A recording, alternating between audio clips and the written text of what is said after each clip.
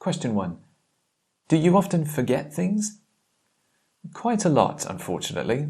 I always seem to misplace my car keys or my phone. When I'm about to leave the house, I need about 5 minutes to rush around and look for my phone, and it's usually somewhere weird, like in the bathroom. I'm also terrible with names because I forget people's names literally 2 seconds after they've told me. I only remember them if they add me on social media and I can read their name. I'm really trying to get better at that. Did you see a new phrase after my first answer? Unfortunately shows how I feel. It shows I think this is a bad thing. I want to forget things much less often. If you think you have a bad habit, you can add this phrase too. Another example could be, how often do you see your grandparents? Hardly ever, unfortunately.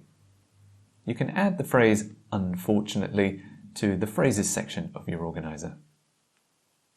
Again, we see the rule of the adverb after be. It is usually somewhere weird. Later in my answer, I share an exception. Did you see it?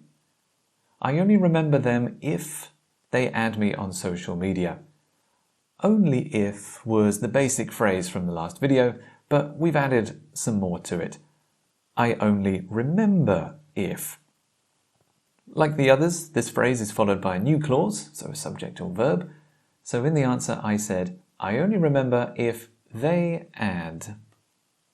You can add this example to the exceptions section of your organizer, if you like. Because I think this is a bad habit, I want to change it. I share this at the end of my answer. I'm really trying to get better at that.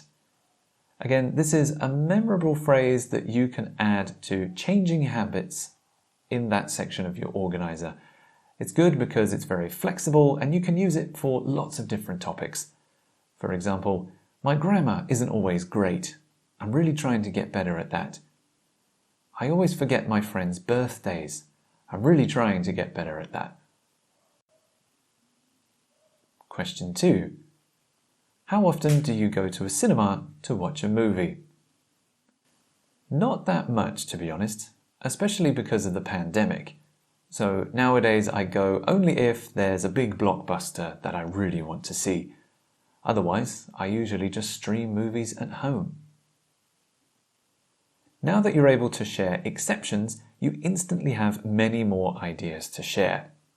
This is very useful if you don't do something often, like in this answer. I don't go to the cinema that much. But now I can share the specific occasions when I do something. I go only if there's a big blockbuster that I really want to see. And what do I usually do instead? Is there a way I watch movies more often? Otherwise, I usually just stream movies at home. Again, if you find these examples helpful, add them to your organizer and use them in your answers. Question 3. Do you ever get bored? Sure, every now and again. To be honest, I get bored only if I don't have my phone with me or if I'm doing some housework, like washing the dishes or vacuuming. Otherwise, if I get bored, I just open my phone and check my social media or watch some videos. This is another example of a combination question, a closed question and a habit question.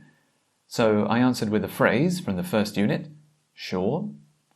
Then I continued to explain my habit, every now and again. In my answer, I said I don't get bored too often, but to extend my answer, I shared 2 exceptions about when I do get bored. I only get bored if I don't have my phone with me, or if I'm doing some housework. With the second phrase, don't say only again, it's not needed. If you remember the sentence structure from earlier, I shared the exception. Now I can say what I normally do instead. Otherwise, if I get bored, I just open my phone and check my social media or watch some videos. Otherwise connects this sentence and the previous one together. With such an extensive answer, the examiner now knows how often I get bored, why I get bored, and what I do when I get bored, all in 3 sentences. Elaborating like this is key to scoring well in the IELTS speaking test. Question 4. How often do you go on picnics? Less than I'd like, to be honest. I don't see my adult friends that much anymore because now that I'm 30 years old, a lot of my friends are starting families or have moved to different parts of the country, so it's hard to get together and make some time for a proper picnic in the park somewhere. Hopefully one day we can see each other more often. In this answer, I want to change my habits. I want to see my friends more often. I share this in two parts of my answer. First, less than I'd like, to be honest. And at the end, I share that I want to change my habits, so I used a phrase from our organizer, hopefully one day we can see each other more often. You can put a full sentence between hopefully and more often. For example, hopefully I can practice my speaking more often. Hopefully some chance to visit them will come up more often. Hopefully in the new year I can do it more often.